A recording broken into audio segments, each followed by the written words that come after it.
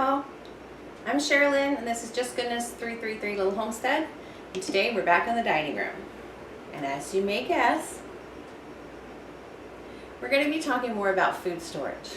I had another video I did last week and I was very shocked at the amazing response to the video and just how many people are really interested in food storage. And I noticed there's just too much to put in one video, so I wanted to bring you back today to talk about some other things. So the first thing I want to talk to you about is to remember when you are doing food storage, you really, especially long-term food storage, for anything more than a week or so in a bad situation, you're really going to want to think about nutritional density. You're going to want some nutrition, some foods that will sustain you. And if we have no electricity, then you probably won't have any meat. So I wanted to talk to you a little bit today about canning meat. This is not a canning video. I just want to say, and I will do a canning video pretty soon on canning meats. I just brought my friend over yesterday. Now, let me just tell you this. My friend has never canned before. She's just taken an interest with all the recent situations going on. This is July 2020. We're still experiencing the pandemic. And a lot of people were shaken back in the spring of this year when our food system was shaken, when we had a national shutdown and all that good stuff we won't get into right now. Because if you're in the USA and you're watching this video, you already know all about it. No need for me to recount it. So she is really interested in food storage, and she doesn't have a canner, she doesn't have too many canning jars, and she doesn't have any skills. So I invited her over to teach her how to can and to teach her how to can meat. I also let her know that when she's ready to start canning foods, that she can bring her foods here and I'll show her how to get started and to get doing it. So if you're not a canner, but you really think, maybe I would like to do that. Maybe I would like to have on my shelf something, meat that I can keep up to 2 years on my shelf in case of anything bad. Check with your friends. Maybe some of your friends are canners. Maybe they would let you bring it over to their house and can it there. Maybe they will teach you how, and maybe they will loan their equipment to you. So don't be discouraged. Don't be discouraged. You can do this. But this is some delicious canned chicken breast. It is so much better than what you buy in the store. It is so rich and flavorful, cooked in its own juices, not in water. We also did some beans while she was here. And even though we have dry beans stored, we want to think about the times that we may not have, if you don't have any electricity, let's just say after a hurricane. After Hurricane Irma came through Florida, I was without electricity here at this house for 8 days. I did not have food put away. I did not have anything other than what was in my freezer, and I lost it all. So I have these canned beans. They end up costing us about 10 cents. This is a 16-ounce jar, not like a 12-ounce can. Some of the beans are 12 ounces, some are 16 at the store. And this cost me about 10 cents to can it from dry beans. And then I'll have a constant supply of those. Now, what would you do with beans and meat? Let's look at something else that you may not think about, because a lot of us really don't care for a lot of the instant products out there. But I think that in our pantry, we should have some instant rice. If nothing else, you can open a can of soup, dilute it with a little water, and put that in there. And you're also, if you don't have electricity and you may not have propane, or you may have limited propane, you're going to want to be thinking about, what can I make in 5 minutes? What can I put together and cook in 5-10 minutes? Because I only have one propane tank, I only have one burner, and I need to feed my family. So let's think about things like instant potato flakes and instant rice as really good for a bad situation. We'll get into more of that later. I also want to talk to you when we talk about nutritional density. If you have children, they like protein drinks, instant breakfast drinks or such. You could store those The ones I get for the little one around here, they come in these little packages. Now, I'm not confident to put this in just a box and sit it on the shelf. You know, I want to make sure that it's going to be secure for long term. I have these in my immediate pantry, you know, the ones that we work out of, the ones that we eat out of. This is just our regular food storage. But I also emptied a lot of those into these quart-sized mason jars, and I vacuum sealed them. And there are 13 of those packages in here, and so if I have 10 of these jars sitting on the shelf in my long-term storage, we're going to be good. If we ever had a lengthy period of time, you know, where we were without ability to get to the grocery store, and when we had to tap into that food storage.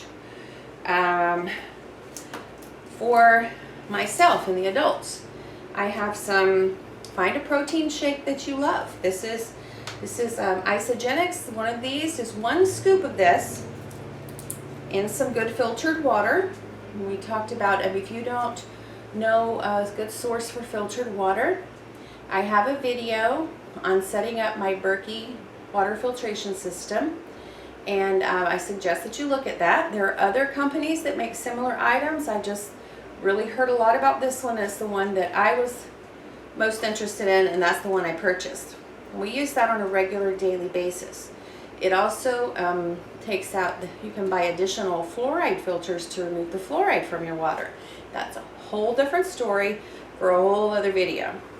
So in the last video, I alluded to the fact that I had purchased a can of dried milk or milk replacement that would last on the shelf for 25 years. This is from Augustin Farm. It's called Morning Moves. It's a low-fat milk alternative. I know it has nutritional value. I haven't even looked at it to see what is in there. It may be fabulous. But all I know is that if we're in a situation where we have no electricity, no means to cook, and we're just eating out of our food storage, we don't really want to eat 3 meals a day maybe, or we want to make sure we're getting good nutritional density, it's going to be nice to put a scoop of this in some filtered water with a scoop of this and know that I've got a whole meal replacement. Or, you know, with my little one's instant breakfast drink. There is the nutritional value of an entire meal in 1 scoop of this and 1 scoop of this. This is going to go on my shelf, and I'm not going to touch it. This is there for the long haul. This is for emergencies down the road. This cost about $28, and I ordered it on Amazon. But in today's prices, they say that it costs about $1 to make a gallon worth of milk out of this. We talked about these food grade buckets. Here's another one that I got from Walmart from the bakery. And in here, I have been collecting powdered milk. And this bucket is almost full. I bought some at the store. I have some friends.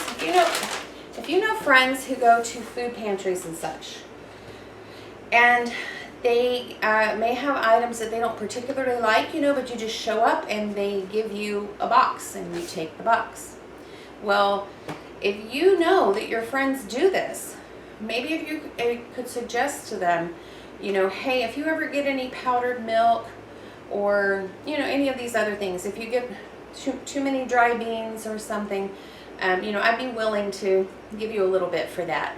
And in, all honesty, they may just say, well, I'm not going to use it. I don't like the powdered milk, and they may give it to you. Now, I'm not going to go drink powdered milk on a daily basis, but, this is what we're going to have if things get bad. Still touching on the subject of nutritional density, if you've ever made bone broth, you know all about the value of bone broth, the healing qualities it has, the nutrition packed, and the energy that you can get from adding this to your diet.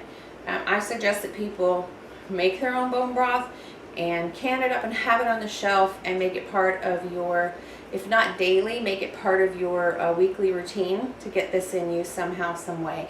I do not use chicken stock. Most of the time I will use this because we're getting all the health from the marrow, from the cartilage, from everything, and some slow cooked bone broth. And I am going to make sure in my pantry that I always have a lot of this. This is going to be really good if you can just heat this up. You could heat this up and put instant rice in it. Pop open one of these cans of chicken or a can that you bought from the store, and you could feed your entire family. And it's super healthy, packed full of nutrition and things that are good for you. It's gut healing. In a grid down situation, we may be eating a lot of things that are more carbohydrate related, and that plays havoc in your gut, and this is super good for healing your gut. Something else we don't think of as nutrition, but if you're really, especially if you have kids, if you're wanting to get some cheap food storage that you can keep on the shelf for a few years, get some natural peanut butter. You know, a peanut butter sandwich and a protein shake for your little ones is really going to go a long way to filling them up, and that's cheap, and you're not taking up massive amounts of storage in your food storage area. Now, I wanted to talk to you about a few other items you should have, and I'm trying to talk fast because there's a lot to put in one video, and I don't want to lose you guys after, you know, the 15-minute mark, because, you know, you may have an attention span like mine and you get lost quick. Okay, I wanted to talk to you about, make sure you have cooking oil. Now, sunflower oil. I have a video on how to make your own mayonnaise if you have access to eggs, lemon juice, a little bit of salt, and some nice light oil. You can make your own mayonnaise. And I prefer to do that because I don't want all the extra additives that they put in mayonnaise at the store. But this would be nice to have something like this. You can make mayonnaise.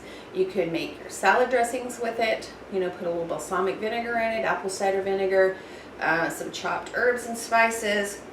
I like to do a garlic infused honey, and I mix that with balsamic and the mayonnaise, and it's fabulous. So delicious. Also, you know, I have several of these in my storage. Get some organic, unrefined coconut oil. This is super good for you in a situation where you're needing to get some nutrition and get some healthy things in your diet. Let's just say if the grid was down, let's say if we were in a position where we had to live off whatever was in our house for a while, you know, you can mix some of this in your coffee in the morning. It's going to be really great for giving you energy, for boosting your overall health. You can use this as toothpaste. It's really good to use as toothpaste. It draws toxins out of your mouth. And you can mix it with a little baking soda if you wanted to. All kinds of stuff you can do with the coconut oil, plus you can cook with it. You can use it in baking items. We're going to talk a little bit about alternatives. We talked about 5-gallon buckets. We talked about Mylar bags, and we talked about that. So I wanted to show you something that is another alternative. Mason jars are going to come in 4 or 5 sizes. This is half a gallon, 1 quart, 1 pint, and this is a half pint. Now, you may not think about any of these if you don't make jelly, but what you need is to start getting your herbs and your spices saved up. And we're going to need those for cooking. We're going to need them herbs for health benefits. And even if you're not prepping, you should have some jars like this. If you're growing your own herbs or getting them from the farmer's market. And, you know, before they start to go bad in the fridge, there's different ways of dehydrating. You can use your oven.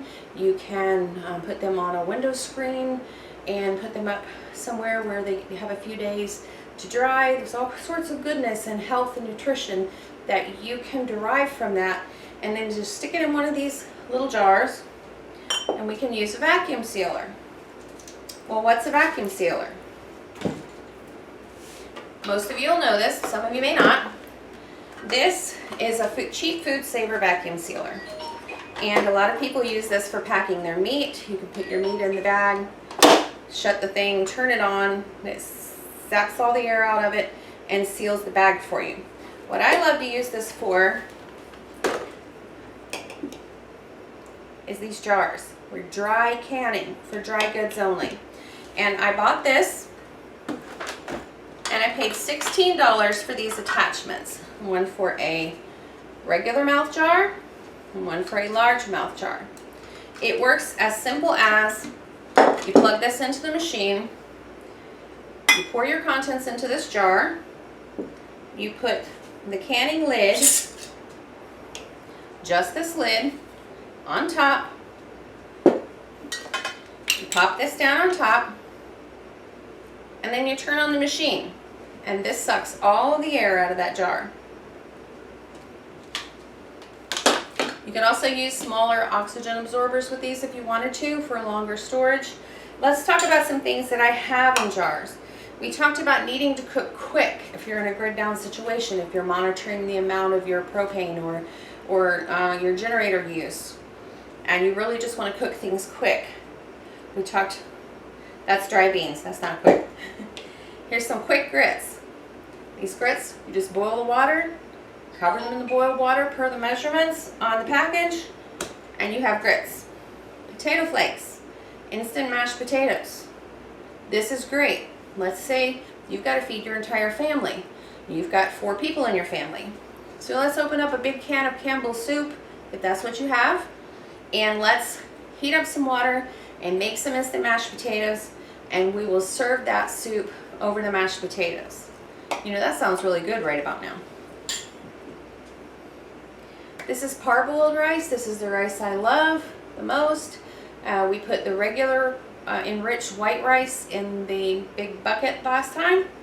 I just stuck the parboiled rice in here. I have these in my, well, I have a working pantry over near the kitchen. And then I have extra food storage other places. And then I have the long-term stuff, the stuff I'm not going to touch unless we get in a situation where I need it. So this is going to stay in this mid-range. I have a lot of those. Something else we want to talk about. Coffee. I bought this saying, yay me, I'm going to put this in my food storage. And then I started thinking, I hear air in there, and I'm starting to think that I should have probably purchased those vacuum sealed bricks instead. And if you've ever seen them in the store, they're hard as a rock. They're hard as a rock because they have had the industrial vacuum sealer suck every tiny bit of air out of there and seal it up. And if you've ever tried to get into one of those bricks, you know that thing is sealed really good. So in the future, I'm going to buy some bricks to put on my shelf, and I will be transferring this into a mason jar and vacuum and sealing it. Something else to think about. You buy this Parmesan cheese on the shelf, not in the refrigerator section. Get you some of those. I love to make mayonnaise. We love to have lemonade. We love to have other things. There may be something you want to whip together that requires lemon juice. Remember to get yourself some good lemon juice, not the refrigerated kind, the kind that's going to sit on your shelf for years. Lemon juice is pure acid. I'm not the professional, but I'd be willing to say in 20 years this is still going to be just as good as it is now. Something else that I purchased on Amazon, and it of course did not come in this jar, but it came in a package, was powdered butter. And of course I have a lot of extra butter in my freezer, in my refrigerator, but in a situation where you don't have access to those things, or you may not have access to refrigeration, powdered butter is going to be great. It's not that expensive if you think about how long this will last. And I removed it from the packages and I vacuum sealed it here. I will put a link below not only to this milk product that I purchased, but to the powdered butter. This is yeast. This is 1 pound of yeast. It cost me $8 on Amazon. I purchased several of these. They're just like the coffee brick. This thing is hard as a rock. There's not a bit, not a speck of air left in there, and it's been vacuum sealed very well. I'm leaving this in its original package because I feel it would be better protected here than in one of these. I'm keeping these in the freezer until which time I siphon through my yeast that I have in my refrigerator, and at that point I am going to open one of these. But we talked the other day about keeping our flour for a long time, and I did link in the description below of that other video an amazing recipe for bread you can make in 40 minutes all by yourself. You don't even need any fancy machines. You don't need a fancy mixer. From the time you set your stuff on the table and you get all of your ingredients sorted until the time that you are pulling that out of the oven is only 40 minutes. So I would like for you to go back and look at that other video we did on food preparation.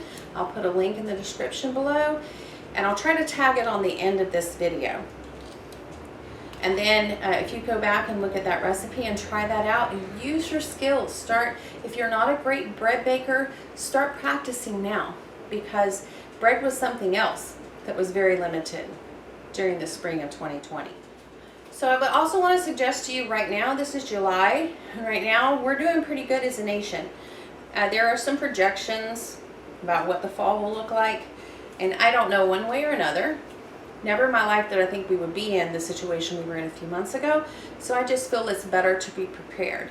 And another thing I want to encourage you to do is, if you're interested in any of those products, if you're interested in learning how to can, or if you are a canner and you just haven't done it in a while, or if you're thinking, I could use my canning skills to really build my pantry, whatever it is, don't wait until the last minute to go looking for canning supplies for the food saver or the vacuum sealers. Don't wait till the last minute. So many people panicked in the spring and bought up everything. I use canning jars in my business personally, and I remember, I needed to ship out 1,000 jars a month, and I was scrounging trying to find canning jars. So go now, start getting yourself. Don't wipe the shelf out, just go and grab a box of the quart size. Next time, grab a box of this. Make sure you have your stuff. Make sure you have extra lids, extra rings. Go ahead and go on Amazon. I'll link these in the description below. And they fit just about any vacuum sealer. They're just a universal set of tools. Go ahead and do this. If you are interested, you could, let's just say in a grid down situation where there's no electricity, if you had a brake bleeder, a brake bleeder from the automotive parts store, you can attach that with the hose onto the end of this, and you can hand pump this to reseal your items. I thought that was interesting. Well, that's all I can think of for right now. I'm sure I missed something. There may or may not be a follow-up video to this one, so just why don't you go ahead and subscribe to the channel if you like what you see. If you want to follow along with some good homesteading. We're not a big farm. We do some homesteading on a small scale and bringing back some of the old ways, and just want to see everybody prepared. I want to see everybody inspired, and I want to see everybody just being safe, well stocked, and secure. You can ring the notification bell. If you have any more suggestions or anything that to add to this, let's start a conversation in the comments box below. Just go down, scroll down, and put a comment. Tell us what you're storing up, how you're doing it, and what's going on at your house. If you have any questions, you can put them down there, and if I don't know, I promise to try to find the answer for you. So until next time, bye y'all.